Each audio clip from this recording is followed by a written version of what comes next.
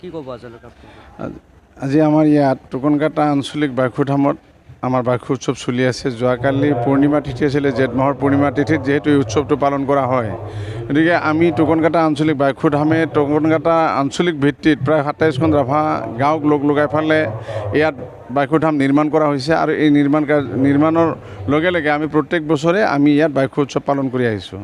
বাৰ্ষিক উৎসৱ হৈছে ৰাভা জনগোষ্ঠীৰ এটা জাতীয় উৎসৱ আৰু জাতীয় পূজা। গতিকে বাৰ্ষিক পূজাৰ জৰিয়তে আমি আমাৰ জনসাধাৰণক বা সৰ্বাংগীন জনসাধাৰণলৈকে আমি শান্তিৰ বাৰ্তা কঢ়িয়াই অনাৰ কাৰণে তেখেতসকলক বা আমি আয়া বাৰ্ষিকৰ ওচৰত আমি আৰাধনা কৰোঁ। আৰু তেখেতে যাতে প্ৰত্যেকটো জাতি জনগোষ্ঠীৰ মাজত যাতে কোনো ধৰণৰ ভিদ ভাৱ নোহোৱাকৈ যাতে আগুৱাই লৈ যোৱাৰ ব্যৱস্থা কৰে, তাৰ কাৰণে আমি তেখেতৰ ওচৰত স্তুতি কৰোঁ। ইয়াৰোপৰি আমাৰ বাৰ্ষিক পূজাত বা উৎসৱত আমি আমাৰ স্বজাতীয় কলা সংস্কৃতি আমি ইয়াত প্ৰদৰ্শন কৰোঁ। ৰাভাসকলৰ বিভিন্ন নৃত্য আছে, ৰাভাসকলৰ এই নৃত্য ভংগীমাৰে আমি আগুৱাই যোৱাৰ কাৰণে আমি ইয়াত ব্যৱস্থা কৰোঁ, যাতে আমি আমাৰ কৃষ্টি সংস্কৃতিৰ যিটো দিশ সেইটো যাতে আমি আমাৰ অন্যান্য জনগণৰ লগতে জনসাধাৰণৰ লগতে আমি বিশ্ব দৰবাৰত যাতে প্ৰতিষ্ঠা কৰিব, সেইটোৱে আমাৰ এটা প্ৰচেষ্টা। গতিকে এটা জনগোষ্ঠী যদি জীয়াই ৰাখিবলগীয়া হয় বা জীয়াই থাকিবলগীয়া হয়, তেতিয়াহ'লে ইয়াত ভাষা কৃষ্টি সংস্কৃতিৰ যি ব্যৱস্থা ইয়াক আমি আমাৰ জনমানুষলৈকে আগুৱাই লৈ যাব লাগিব, তেতিয়াহে আমি ইয়াত প্ৰতিষ্ঠা হ'ব পাৰিম। গতিকে এফালৰ পৰা যদি চাবলগীয়া হয় যে ৰাভা জনগোষ্ঠীৰ যিটো কৃষ্টি, ই আচলতে খুবেই ইয়াৰ কৃষ্টিৰ ভঁৰাল খুব চহকী, কিন্তু আমি আমাৰ প্ৰচাৰৰ অভাৱৰ কাৰণে আমি আমাৰ মাজত ইয়াক আমি জনসাধাৰণৰ মাজত আমি প্ৰতিষ্ঠা লাভ কৰিব পৰা নাই। সেইকাৰণে বিশেষকৈ বাৰ্ষিক উৎসৱৰ জৰিয়তে এই ব্যৱস্থাখিনি আগুৱাই নিয়াৰ কাৰণে আমাৰ আপ্ৰাণ প্ৰচেষ্টা আমি অব্যাহত ৰাখিছোঁ। ইয়াৰোপৰি ৰাভাসকল যে এই বাৰ্ষিক পূজাত এটা শক্তি পূজা কৰে বা শক্তিৰ আৰাধনা কৰে, তাৰ কাৰণে ইয়াক কৰিবৰ কাৰণে আমি আমাৰ জুইৰ আঙঠাৰ ওপৰত ইয়াত নৃত্য প্ৰদৰ্শন কৰা হয়। আৰু সেই নৃত্যটোক আপোনাৰ বাৰকানাক্কা বুলি পেলাই কোৱা হয়। যদিও বা আমি আমাৰ উত্তৰ অঞ্চল, বিশেষকৈ আমাৰ উত্তৰ অঞ্চলত এই নৃত্যৰ ব্যৱস্থাটো এতিয়াও হোৱা নাই, তথাপি আমি যিহেতু আৰাধনা কৰোঁ বাৰ্ষিক, সেইকাৰণে সুদূৰ গোৱালপাৰাৰ পৰা আমি সেই কৃষ্টিৰ দল আমি আমন্ত্ৰণ কৰি আনিছোঁ। আৰু এইবুলি আমি টোকনকাটা আঞ্চলিক বাৰ্ষিকধামৰ আজি দ্বিতীয় দিন, আৰু দ্বিতীয় দিনত ঠিক সন্ধিয়া 7 বজাৰ লগে লগে সেই জুইৰ আঙঠাৰ ওপৰত প্ৰদৰ্শন কৰা যি নৃত্য, সেই নৃত্য আমি ইয়াত তেখেতসকলক প্ৰদৰ্শন কৰিবৰ কাৰণে আমি প্ৰদৰ্শন কৰিব। আৰু জনসাধাৰণক আমি সেই ব্যৱস্থাটো লাগে যে প্ৰত্যেকে উপভোগ কৰিব পাৰে।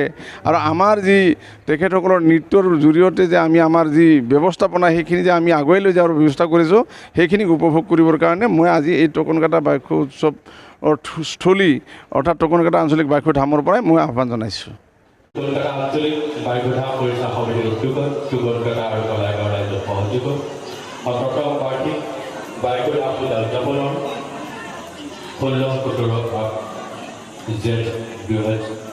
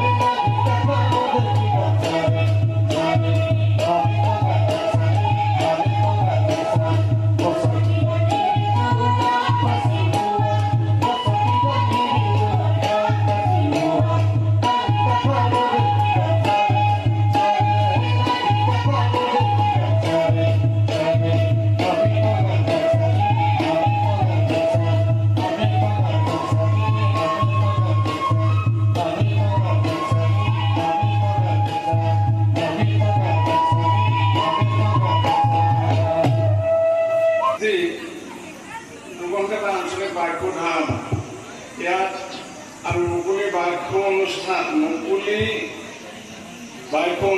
আৰু সম্বৰ্ধনা সভা আয়োজন কৰিছোঁ।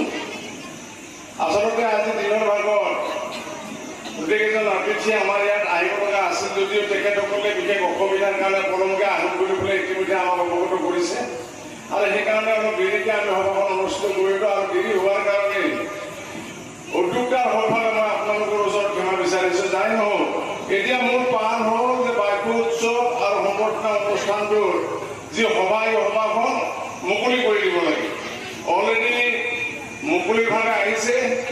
আপোনালোকে জানে যে এই অঞ্চলৰ প্ৰত্যেকখন ৰাভা গাঁও একেলগে সভাখনে 2010 চনৰ পৰা টোকনকাটা আঞ্চলিক বাক্য ধাম হিচাপে চিহ্নিত কৰি আজি ইয়াত 17টা বছৰে এই বাক্য উৎসৱ পালন কৰি আহিছে আৰু এই বাক্য উৎসৱৰ সম্পৰ্কত বিশদভাৱে আলোচনা কৰিবৰ কাৰণে আৰু আপোনালোকক আগত অৱগত কৰিবৰ কাৰণে আমি বাক্যশলী অসমৰ উপসভাপতি মাননীয় বিষ্ণুপ্ৰিয়ম ৰাভা ডাঙৰীয়াক আমি আমন্ত্ৰণ জনাইছোঁ।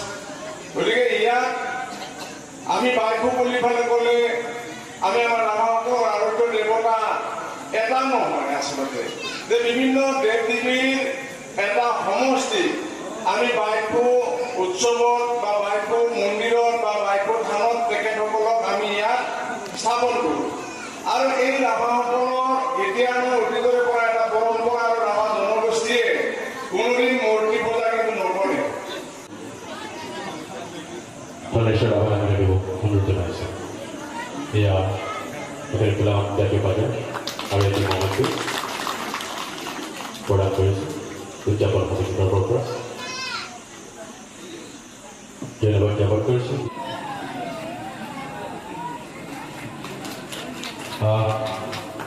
নিৰ্দিষ্ট বক্তা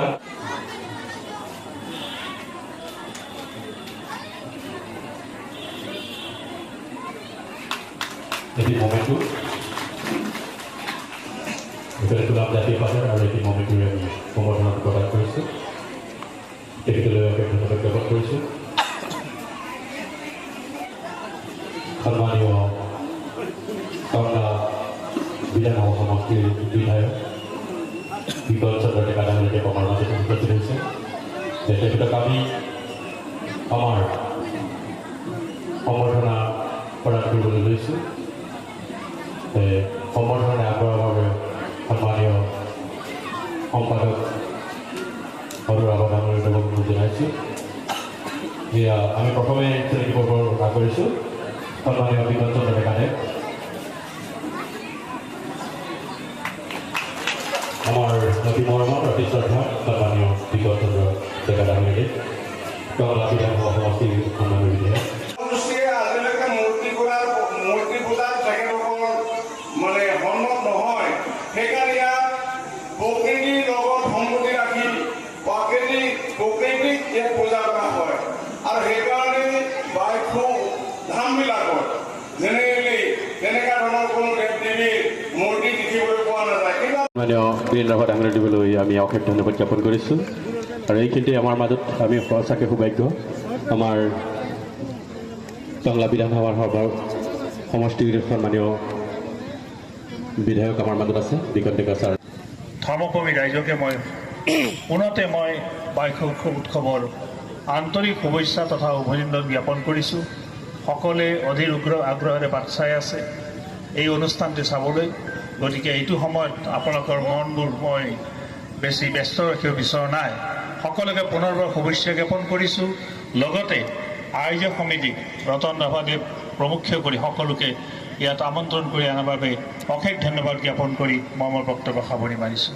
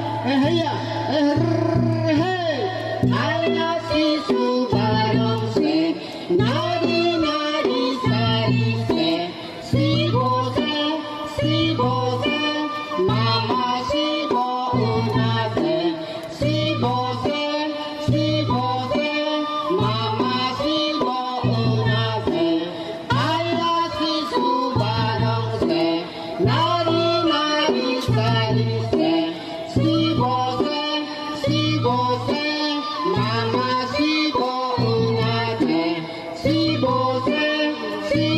se mama si bo una de aya si su baro se nari nari sari se si bo se mama si bo una de si bo se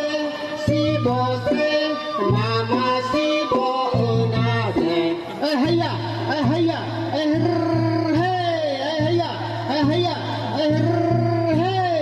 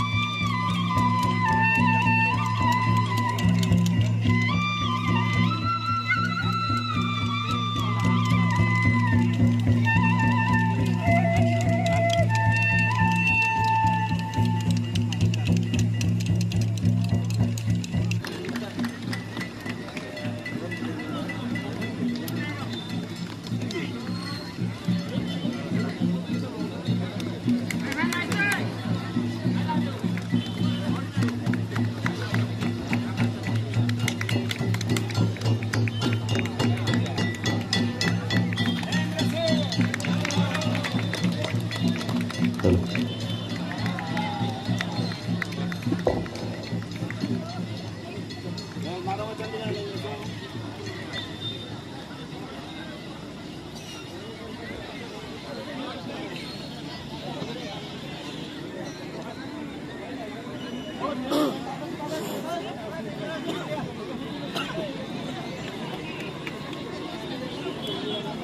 এয়া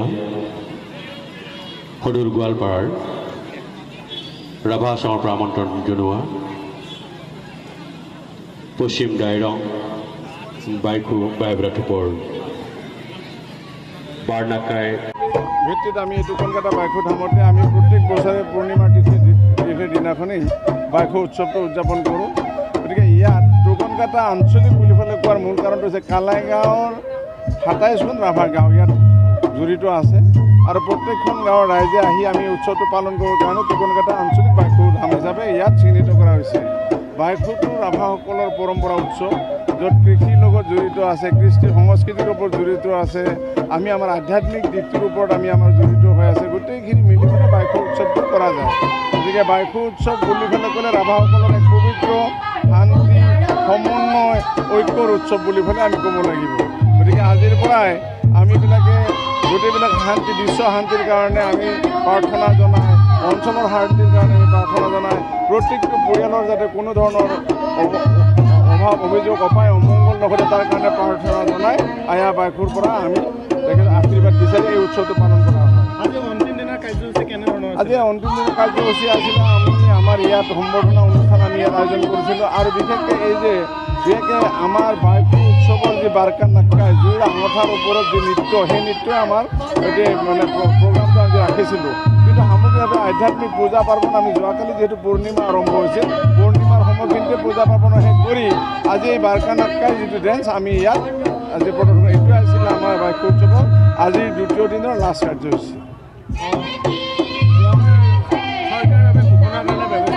আমি বাৰ আমি কৰিছোঁ যে ৰাভা এই বাইখু উৎসৱত চৰকাৰীভাৱে ৰিষ্ট্ৰিক্টেড হলিডে হিচাপে ঘোষণা কৰি থৈ দিছে। কিন্তু প্ৰথম আমি বিচাৰিছোঁ যে ৰাভাসকলৰ বা ৰাভা জনগোষ্ঠীৰ এক আধ্যাত্মিক আৰু পৰম্পৰা উৎসৱ আৰু য'ত আমি ধৰ্মৰ লগত ইয়াত জড়িত কৰিছোঁ।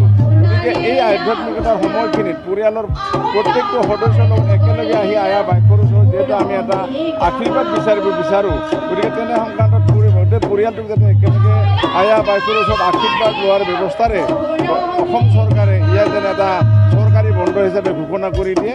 কাৰণ আমি দেখিছোঁ যে আমি অসমৰ বিভিন্ন জনগোষ্ঠী আছে, প্ৰত্যেকটো জনগোষ্ঠীৰ এটা দিন উপাসনাৰ নামত তেখেতসকলক বন্ধ দিয়া হৈছে। যেনেকৈ বাথৌ নামৰ এটা দিন তেখেতসকলক বন্ধ দিয়া হৈছে, আহোমসকলৰ আলি আলি গাঁৱত দিয়া হৈছে। গতিকে তেনেকৈ বিহু হিচাপে আমি সামগ্ৰিকভাৱে অসমৰ জনসাধাৰণে পাই আছোঁ। আদিবাসী ভাইসকলৰ কাৰণে তেওঁলোকৰ মানে পূজাত তেখেতসকলক বন্ধ দিয়া হৈছে। আমি ভাবোঁ যে আমাৰ এই ৰাভাসকলকো বাইখুৰ দিনাখন এটা চৰকাৰী বন্ধ ঘোষণা কৰিবৰ কাৰণে আপোনালোকৰ এই প্ৰচাৰ মাধ্যমৰ জৰিয়তে অসম চৰকাৰক মই অনুৰোধ জনাইছোঁ। আচলতে এই আয়া বাইখু বাই মানে দেৱতা, খো মানে গোটাই কিছুগিলান ক'ব খোজে, খো মানে বান্ধি থোৱা গোটাই সামৰি তাহাঁতৰ পৰিয়াল আচলতে আয়া বাইখু। আৰু আমাৰ ৰাভাসকলে হ'ল মেইন হ'ল কৃষিজীৱী খেতিয়ক। এই খেতিয়কৰ কাৰণে যাতে পোক পক্ষীয়ে যাতে অনিষ্ট নকৰে, খেতি যাতে ভাল হয় তাৰ কাৰণে আৰু বেমাৰ আজাৰ যাতে ল'ৰা ছোৱালী নহয় তাৰ কাৰণে আয়া বাইখু পূজাটো কৰে। বিভিন্ন আছে নাম, মই ইমান দীঘলীয়া নকওঁ। তাৰপিছত তাৰ লগতে সংগতি ৰাখি এটা হ'ল মাৰখিত্ৰী। সেই মাৰখিত্ৰী হ'ল সিহঁতৰ লগ হ'লেও সি ভোগটো বেলেগে খায় আৰু বেলেগে বহে, সি অলপ জিদি আৰু বলৱান সি মাৰখিত্ৰী। আৰু মাৰখিত্ৰী পূজা কৰালৈকে এই যে জুইত আমি নাছিলোঁ আজি বাৰনাক্কাই কয়। এই বাৰনাক্কাইৰ আগে আগে এটা পৰ্ব আছিল কিলাদেৱী গাই। সেই কিলাদেৱী গাইটো হ'ল আমাৰ এতিয়া বহুত কৰিলোঁ, কৰাৰ পিছতে আৰু বল আছে আমাৰ। এই যে গাছৰ ডাল ভাঙাই ভাঙাই তাৰ বল শক্তিটো প্ৰয়োগ কৰে, এইটো হ'ল কিলাদেৱী গাই।